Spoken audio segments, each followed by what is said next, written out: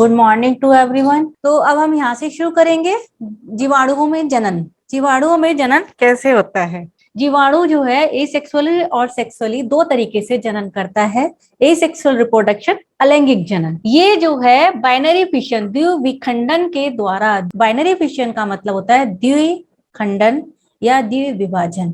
सबसे ज्यादा important mode of reproduction है ये इसका बाइनरी फिशन। फिर उसके बाद जब अनफेवरेबल कंडीशन आ रही होती है तब है स्पोर फॉर्मेशन। तो सबसे पहले हम ले रहे हैं द्विविखंडन, जिसमें क्या होता है कि जो बैक्टीरिया का सेल है वो ये यहाँ आप देख रहे हैं, ये थोड़ा सा एलोंगेट होना शुरू हो जाता है, थोड़ा सा लंबा होना शुरू हो जाता है।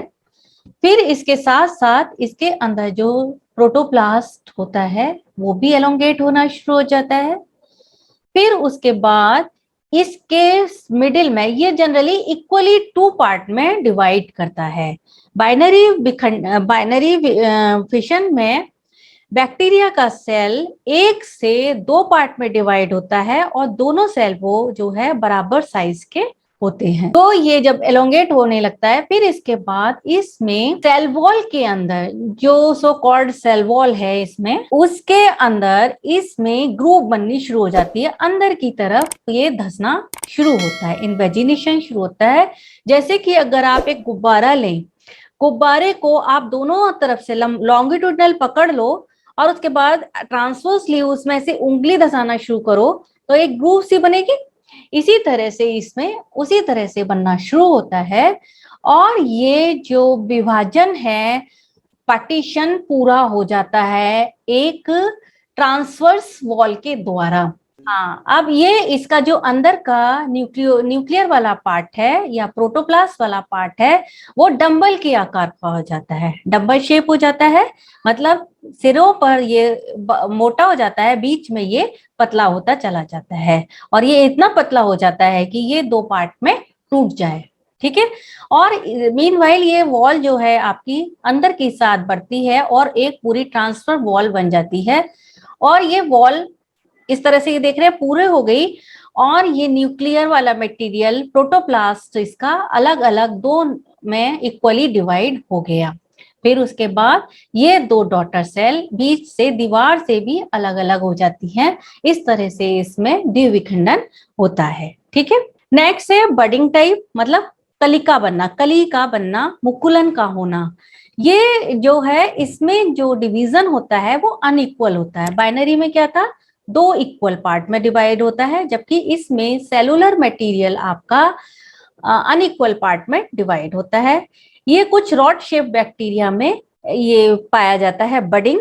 इसमें क्या होता है, जैसे ये सेल का हमारा पार्ट है तो इसमें थोड़ी सी ग्रोथ हो जाती है। जिस तरह से ये ऐसे, जैसे अगर ये सेल है आपका तो इसमें इस तरह से आउट ग्रोथ बनती है। ठीक है। ये आउट ग्रोथ डेवलप होती है और ये आउट ग्रोथ जो है फाइनली यहाँ से भी इस यहाँ से थोड़ा सा न्यूक्लियस साइटोप्लाज्म भी इसमें मूव करेगा। ठीक है। और फिर बाद में इसके ये वॉल पूरी हो जाएगी और ये पेरेंट सेल से यहाँ से डिटैच हो जाएगा और फिर ये डॉटर सेल अपने फुल्ली मैच्योर बैक्टीरिया में डेवलप हो जाता है। इसका एग्जाम्पल है ये रोडोमाइक्रोबियम फ्रेगमेंटेशन। इसमें बैक्टीरिया का सेल छोटे पार्ट में डिवाइड हो जाता है और छोटे छोटे टुकड़े जो भी जितने भी हुए वो एक नए बैक्टीरियल सेल में डेवलप हो जाते हैं। फिर आपका है स्पोर फॉर्मेशन। ये स्पोर फॉर्मेशन यानी जो बन होता है वो अनफेवरेबल कंडीशंस में होता है। जब बैक्टीरिया के लिए प्रतिकूल वातावरण होता है तो ये थिक वॉल्ड स्पोर्स बना लेते हैं जिससे कि ये प्रतिकूल परिस्थितियों को बर्दाश्त कर पाए। और जब दोबारा से अनुकूल परिस्थितियां आती हैं तो ये प्रत्येक स्पोर बैक्टीरिया में कन्वर्ट हो जाता है। डिफरेंट टाइप के स्पोर्स हैं, वो है एंडोस्पोर्स, एक्सोस्पोर्स, आर्थ्रोस्पोर्स, मिक्सोस्पोर्स एंड सिस। सबसे कॉमन है आपका एंडोस्पोर्स और मैं इसी को डिटेल में बताऊंगी। है आपका एंडोस्पोर। एंडोस्पोर ट्रू बैक्टीरिया में मेन सेल होता है एंडोस्पोर इसका ये जैसे ये बैक्टीरियल सेल होता है, ठीक है। ये बैक्टीरियल सेल जब वातावरण में प्रतिकूल परिस्थितियां आनी शुरू होती हैं तो ये नॉर्मल ग्रोथ को रोक देता है। वेजिटेटिव सेल, जो इसका वेजिटेटिव सेल है, और नॉर्मल ग्रोथ इसमें रुक जाती है, क्योंकि जब प्रतिकूल परिस्थितियां आने लगती हैं तो वातावरण में इनको पोषण की कमी हो जाती है। एंडोस्पोर एक बैक्टीरियल सेल में सिंगल एंडोस्पोर बनता है और ये एंडोजीनसली अंदर की साइड बनता है। ब्लैक से ब्राउन कलर का होता है, ओवल या स्फेरिकल अंडाकार या गोल शेप का होता है।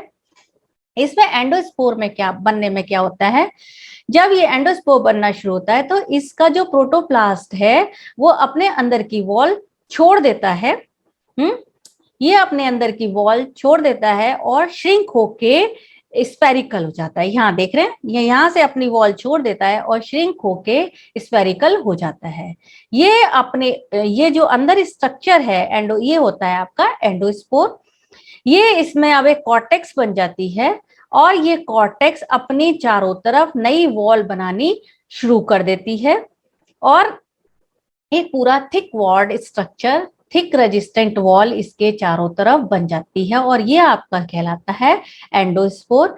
ये अनफेवरेबल एनवायरमेंटल कंडीशंस में ऐसे ही पड़ा रहता है और जब फेवरेबल कंडीशंस आती हैं तो ये जो एंडोस्पोर है पानी को एब्जॉर्ब करता है, ये स्वेल कर जाती है, ये यहाँ पे और जर्मिनेट कर जाता है।